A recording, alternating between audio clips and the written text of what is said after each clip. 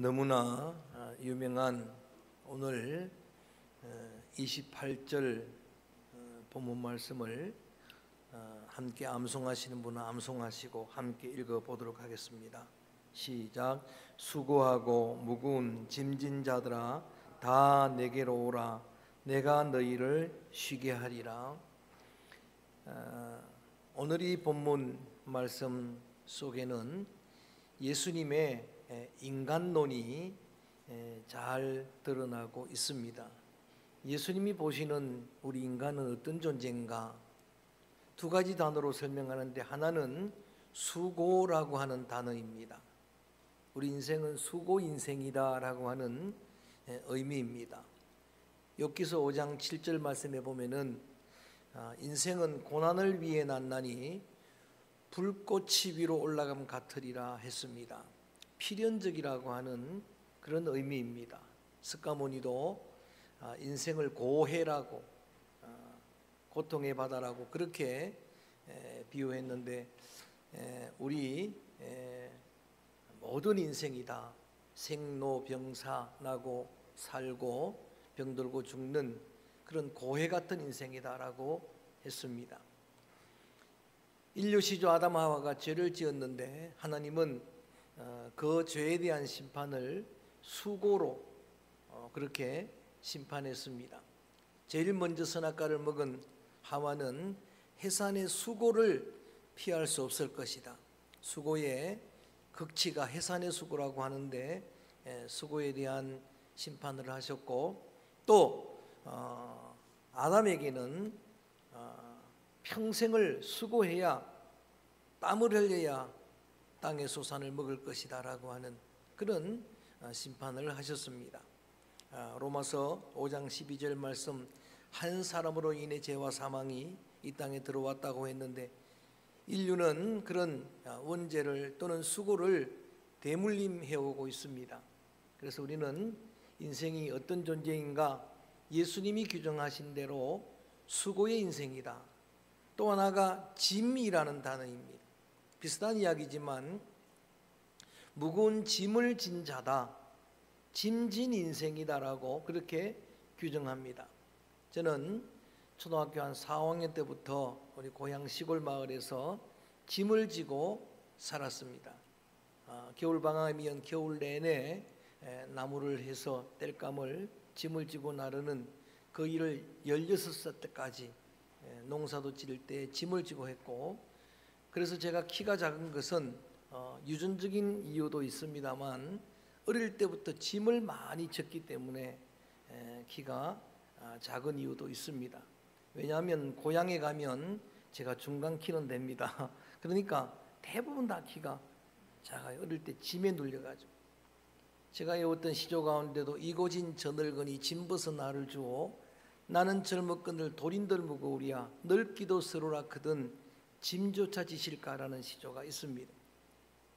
늙어가서도 그 짐을 벗지 못하는 그런 인생입니다. 가난의 질병, 가난의 그런 어떤 짐들, 또 질병의 짐들, 또 책임감의 짐들, 부담감의 짐들. 집에 가면 제가 기르고 있는 애완견 구름이가 하루 종일 날 기다리다가 얼마나 사모했는지 내 눈만 주목하고 눈을 떼지 않습니다. 대단히 부담스럽습니다. 부담감의 짐이라는 게 있어요. 그 다음에 염려의 걱정의 짐에 눌리고 또 죄의 짐이 있고 사망의 짐, 저마다 자기 몫의 짐을 지고 살아가는 인생입니다.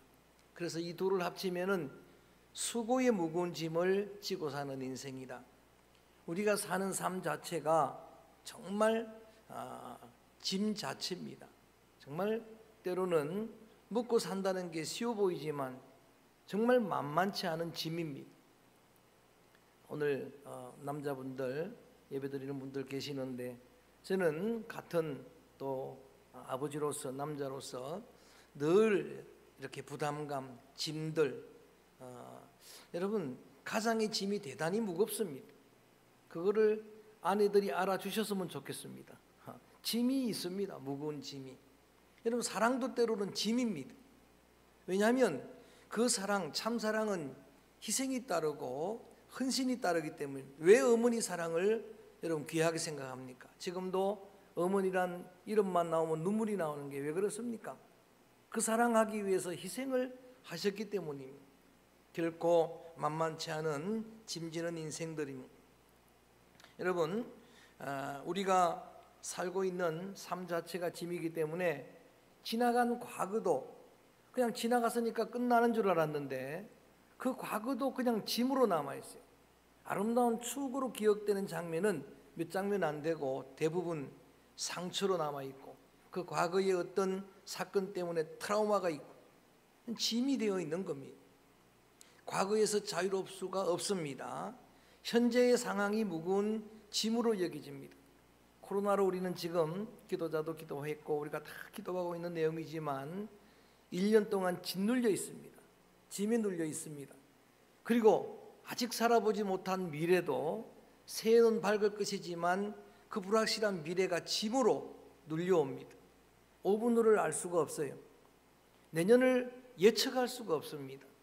여러분, 코로나 그 이후 포스트 코로나를 예상할 수가 없어요. 어떤 일이 일어날 건지, 개인이나 가정이나 교회나 이 나라 민족 가운데, 지구촌 가운데 어떤 일들이 펼쳐질지 알 수가 없습니다. 조금 이렇게 행복해 보이고 하는 모습이 여러분 때로는 부를 수 있습니다만 들여다보면 다 거기도 짐이 있어요. 화려한 연예인들이 여러분 부럽습니까?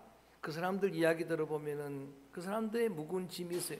권력을 가진 자가 부럽습니까? 여러분, 오히려 여러분이 편한 거예요. 재벌, 대기업 갑부가 부럽습니까? 들여다보면 제가 옛날에 바닷속을 들여다보니까 해초가 아름다워요. 얼마나 아름다운가 끄집어내 보니까 그건 그냥 지저분한 풀이에요. 멀리서 보고 밖에서 보니까 아름다워 보일 뿐입니다. 전원생활이 아름답다고 귀하게 보이고 아름답게 보여서 귀촌을 하지만은 현실이 되면 달라집니다. 누가 지어낸 이야기인데 이거 실제 그런 이야기는 있을 수 없겠죠. 한 사람이 지옥을 갔습니다. 지옥을 갔는데 그 지옥 중에서 한 군데를 선택할 권리를 주더랍니다.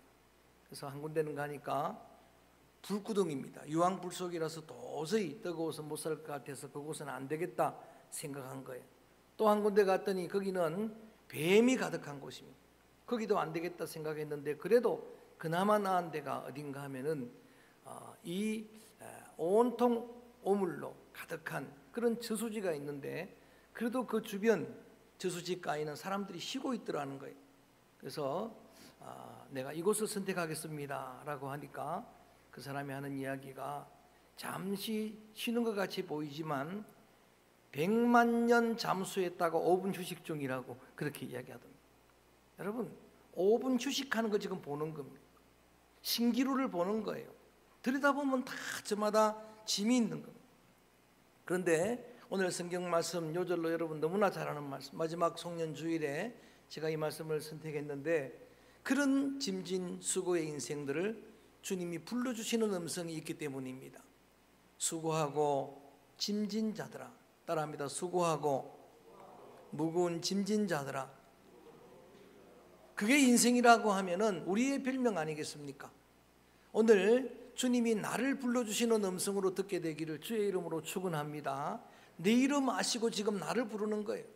내 수고의 짐을 아시고 그 주님이 불러주시는 그 주님의 음성, 그 음성 듣는 복된 은혜의 시간 되어지기를 주의 이름으로 축원합니다. 주의 이름으로 축복합니다.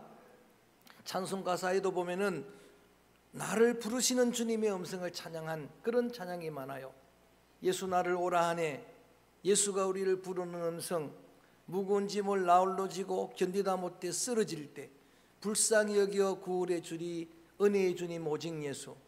제가 이전에 말씀드렸죠. 우리 고향에서는 감주교에서는 이거를 저는 중학교 2학년 때까지 잘못된 가사로 불렀다고.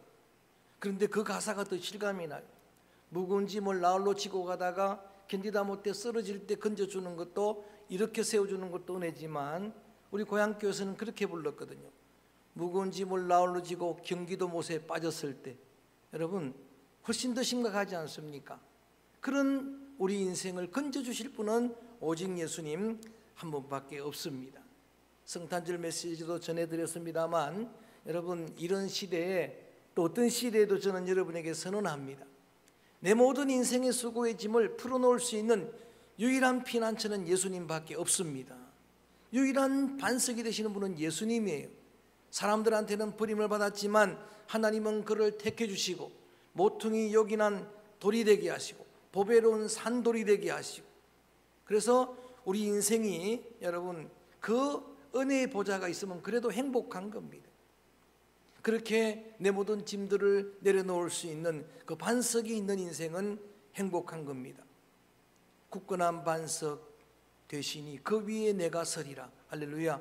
반석 위에 세워진 인생들, 그 예수 그리스도를 모퉁이 돌로 우리의 기초석으로 삼는 인생은 비바람 창수가 몰려와도 결국은 넘어지지 않을 것이니까, 결국은 무너지지 않을 것이니까 그런 인생이 복이 있는 인생입니다. 여러분, 우리에게는 우리의 피난처가 계십니다. 예수 그리스도를 우리는 마음에 영접한 그런 심령들이에요. 그렇다고 하면 우리 주님께서 약속하시는, 우리 같이 할까요? 내가 너희를 쉬게 하리라. 할렐루야. 이 주님이 주시는 참된 안식, 참된 평강을 풍성하게 여러분의 것으로 누리게 되기를 주님의 이름으로 축원합니다. 여러분, 우리 주님이 주시는 쉼은 참된 평강입니다. 환경과 상황에 빼앗길 수 없는 그런 평강입니다. 그래서 오늘 그 다음 절 좀 이따 읽겠습니다만 29절 말씀에 보면은 마음이 힘을 얻으리라. 마음의 안식을 주님은 약속하셨습니다. 예레미야서 여러분 19장 말씀에 보면은 그런 말씀이 있습니다. 29장 11절입니다. 여호와의 말씀이니라. 너희를 향한 나의 생각을 내가 아나니 따라합니다. 평안이요, 평안이요, 재앙이 아니라. 할렐루야. 주님은 분명히 우리가 생각할 때는 재앙이라고 생각했는데, 예레미야서 이 말씀은 이제 이스라엘 백성들이 바벨론의 포로로 잡혀갈 것이다, 바벨론이 일어나가지고 큰 성이 이제 이 땅을 점령하게 될 것이다, 이런 말씀을 하시는데도 하나님이 말씀 전해주시는 음성은 재앙이 아니고 평안이다라고 말씀을 하는 겁니다. 너희에게 미래와 희망을 주시는 것이라고 그렇게 말씀을 하십니다. 포기하라는 게 아닙니다. 여러분, 다 버리라는 게 아닙니다. 우리의 모든 짐을 그분에게 다 맡기라고 하는 의미입니다. 시편 55편 22절에 보니까 내 짐을 여호와께 맡기라. 그리하면 그가 너를 붙드시고 의인의 요동함을 영원히 허락하지 아니하시리라. 할렐루야. 다 맡겨 놓으라고 하는 이야기입니다. 시편 68편 19절에는 날마다 우리 짐을 지시는 주 곧 우리의 구원이신 하나님을 찬송할지라. 제 짐 맡은 우리 구주, 어찌 좋은 친구인지 그 하나님을 찬양하라고 그렇게 권면하고 있습니다. 우리가 하나님 앞에 다 맡길 때 우리의 모든 짐들을 다 풀어놓을 수 있는 은혜의 보좌가 되신 주님, 십자가는 여러분 우리의 모든 죄를 다 풀어놓을 수 있는 은혜의 속죄소입니다. 지성소입니다. 그렇게 맡겨놓는 인생들에게 하나님은 어떻게 응답하시고 역사하시는가? 먼저는 여러분의 수고의 짐을 대신 맡아주십니다. 그래서 하나님께서 우리 모든 짐들을, 우리의 모든 수고를 그에게 담당시켰다 그랬는데 주님이 실제적으로 그 짐들을 풀어주실 줄로 믿습니다. 끊어주실 줄로 믿습니다. 그렇게 응답하시기도 하시지만 또 한편으로는 그 집을 감당할 수 있는 힘을 주시기도 하세요. 하나님의 다양한 방편입니다. 나의 힘이 되신 여호와여, 내가 주를 사랑합니다. 할렐루야. 내게 능력 주시는 자 안에서 내가 모든 것을 할 수 있느니라. 할 수 있거든이 무슨 말이냐? 믿는 자에게는 능치 못할 일이 없느니라. 성령을 받으면 권능을 받으리라. 하나님이 능력을 주시기도 하세요. 또 하나님께서 우리가 그분에게 맡길 때에 피할 길을 내어주시기도 하신다고 말씀하십니다. 하나님께서 맡아주시고 풀어주시기도 하시지만 또 하나님께서 여러분 힘을 주시기도 하시지만 어떨 때는 피할 길을 주시고, 이런 위경 가운데서도 지난 한 해 동안 하나님이 여러분에게 피할 길을 주신 줄로 믿습니다. 눈동자처럼 지켜 보호해 주신 줄로 믿습니다. 그렇기 때문에 주님의 여러분 부르심의 음성, 나를 찾아서 불러주시는 주님의 음성 듣게 되기를 바라고, 주님만이 주실 수 있는 참된 쉼을, 참된 안식을 여러분 심령에 회복하게 되기를 주의 이름으로 축원합니다. 주님의 이름으로 축복합니다. 29절 읽어봅니다. 29절도 중요한 요절 말씀이 이어집니다. 시작. 나는 마음이 온유하고 겸손하니 나의 멍에를 메고 내게 배우라. 그리하면 너희 마음이 쉼을 얻으리니. 할렐루야. 예수님께서 불러주시고 그리고 모든 수고의 짐을 맡아주시고 힘도 주시고 피할 길도 주실 것도 약속을 하셨지만, 이제 내게 나왔으면 주님이 권면하는 내용은 내 마음이 온유하고 겸손하니, 이제 우리의 심령이 예수 그리스도의 이 마음으로 부음을 받으라고 말씀을 하십니다.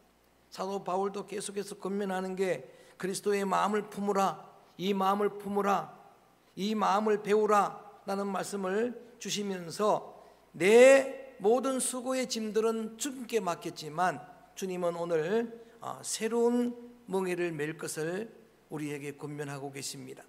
그리스도의 마음이 부음받고 그 다음에 주의 멍에라고 말합니다. 오늘 이 말씀을 우리의 삶에 잘 조명해 보면은, 여러분 이 시간에 하나님 앞에 은혜의 보좌에 나올 때 여러분을 누르고 있는 모든 짐은 다 풀어놓게 되기를 주의 이름으로 축원합니다. 대신에 주님의 멍에를 매는 겁니다. 새로운 짐을 지는 겁니다. 새로운 사명의 멍에를 매는 거예요. 여러분의 멍에라고 하지 않습니다. 짐은 내 짐이었는데, 여러분 우리가 매는 지금 멍에는 주님의 멍에입니다. 소 두 마리를 한결이라고 이야기합니다. 이 한결이를 주인이 멍에를 같이 매도록 합니다. 그리고 짐을 실도록 하는데, 소 한 마리가 지치면 옆에 있는 소 힘으로 넉넉히 그걸 감당해 가는 거예요. 그 이야기를 지금 하고 있는 거예요. 우리가 주님의 멍에를 같이 맬 때에, 여러분 때로 우리는 지치고 우리는 쓰러지지만 함께 멍에를 메시는 그 주님은 전능하신 분입니다. 할렐루야. 창조주입니다. 그분은 지금도 만유를 주권하고 계시는 분이에요. 그 주님의 힘으로 감당을 하는 거예요. 그 주님의 힘으로 여러분 넉넉히 이기게 될 줄로 믿습니다. 제가 군대에 있을 때 책으로 우리 군 생활하신 분들은 아시지만 힘든 기압이 뭔가 하면 봉체조라는 게 있어요. 봉체조 여러분 아시죠? 군에 갔다 오신 분. 신장놀이면 잘 아시죠? 그죠? 많이 시켜보셨죠? 해본 게 아니고. 이걸 하고 나면 정말 죽을 맛입니다. 이거 하고 나면 허리가 다 망가지고. 그런데 제가 고참 때 그걸 한번 했어요. 제가 어디 섰느냐? 가운데 섰습니다. 가운데 서니까, 키 작은 사람이 가운데 서니까 앞뒤에서 다 들어주니까 1시간 해도 끄떡이 없어요. 그 이야기를 하고 있는 거예요. 여러분 주님의 멍에를 같이 메고 나가면 주님의 힘이 내 힘 될 줄로 믿습니다. 주님의 능력으로 이기는 겁니다. 그래서 오늘 마지막 30절에는 이렇게 이야기합니다. 결코 무거운 게 아니라 라고 말씀을 하시면서 30절 말씀 소리내서 읽어봅니다. 시작. 이는 내 멍에는 쉽고 내 짐은 가벼움이라 하시니라. 아멘. 왜 주님의 멍에가 쉽습니까? 여러분들 새해에 또 우리의 모든 수고의 짐은 주님께 맡기지만 주님이 주시는 사명의 짐은 영원히 지고 주님과 함께 사역하는 성도들인데, 주님이 분명히 약속해 주십니다. 그 멍에는 결코 무거운 멍에가 아닐 것이라. 먼저는 주님이 함께 지시니까 무겁지 않습니다. 에녹이 하나님의 경고를 받고 300년 동안 하나님과 동행하는데, 여러분 하루같이 그렇게 동행하는 거예요. 여러분 그런 힘으로 감당하니까 넉넉히 우리가 감당할 수 있는 거예요. 또 하나 사랑의 힘으로 감당하니까 그 짐은 가벼운 짐이 되는 겁니다. 사랑하면 무겁지 않습니다. 예전에 제가 신혼여행 갔을 때 그 간증을 여러분에게 한 적이 있습니다. 제가 신혼여행을 토요일에 결혼을 하고 주일을 지키고 가라 그래서 주일 예배 드리고 그 다음날 온양온천으로 신혼여행을 갔는데 겨울이었어요. 12월 17일 날 결혼했기 때문에 온양온천에 갔는데, 그 겨울에 그 여행지에 신혼여행 온 다른 부부 한 사람이 있는데, 남편은 호리호리한 날씬한 사람인데 아내는 건강한 사람이에요. 그런데 그 남편이 물론 신혼 때 총각 때 힘도 좋겠지만, 근데 여러분 그 아내를 업고 가는데 웃으면서 업고 가더라고. 할렐루야. 이게 사랑의 힘입니다. 요즘 제가 한번 업어보니까 도저히 견딜 수가 업을 수가 없게 되는데, 여러분 이게 사랑의 힘이에요. 요한일서 5장 3절에 보니까 그렇게 나와 있어요. 하나님을 사랑하는 것은 이것이니 우리가 그의 계명을 지키는 것이라. 그의 계명들은 따라합니다. 결코 무거운 것이 아니라. 왜요? 사랑하기 때문에. 주님의 사랑으로 주님 소중한 짐들을 지게 되면 결코 무거운 게 아닙니다. 말씀을 지키는 게 여러분 무거운 게 아니에요. 말씀을 지키는 게 오히려 힘이 되고, 할렐루야, 가볍게 되고, 그것이 능력이 되는 거예요. 기도가 여러분 짐이 아니라 힘이 되기를 주의 이름으로 축원합니다. 오늘 어려운 가운데 예배드리지만 우리 중동부 청년들은 또 저 위에 우리가 또 11시 예배를 대비해 가지고 밑에는 20명 앉혀야 되고 위에는 앉혀놓고 문 잠글 거니까 여하간 이 방송도 보고 또 연락 올지 모르겠어요. 여하간 어려운 가운데서 예배드려도 저는 오늘 여러분에게 주님의 이름으로 부탁합니다. 그래도 예배가 여러분에게 힘이 되기를 주의 이름으로 축원합니다. 짐이 아니라 힘이 되는 거예요. 사랑하면서 감당하니까 그럴 수 있는 거예요. 여러분 야곱 이야기가 참 재미있어요. 야곱이 라헬을 사랑했다 그랬잖아요. 사랑하는 그 라헬을 준 게 아니라 레아를 주었으니까 다시 자기한테 이제 따지는 겁니다. 내가 사랑하는 사람은 라헬인데 7년을 더 일해야 준다고 하는데 성경은 이렇게 말합니다. 그 7년을 수일처럼 보냈다 그래요. 왜요? 사랑의 힘으로. 저는 오늘 다시 한번 여러분을 누르고 있는 어떤 짐이 있다 하더라도 주님의 이 음성을 듣기를 원합니다. 수고하고 무거운 짐진 자들아, 내 이름을 아시고 나를 부르시는 그 주님이 내가 쉬게 하리라라고 말씀하십니다. 주님이 주체가 되고 주님이 주어가 되어서 여러분에게 참 안식과 평강을 주신다고 약속하시는데, 그 안식이, 그 평강이 이제 여러분 심령에 차고 넘치게 되기를 주의 이름으로 축원합니다. 푸시케입니다. 여러분 심령이 힘을 얻는 거예요. 심령이 평강을 누리는 거예요. 세상이 주지 못하는 자유를 누리는 겁니다.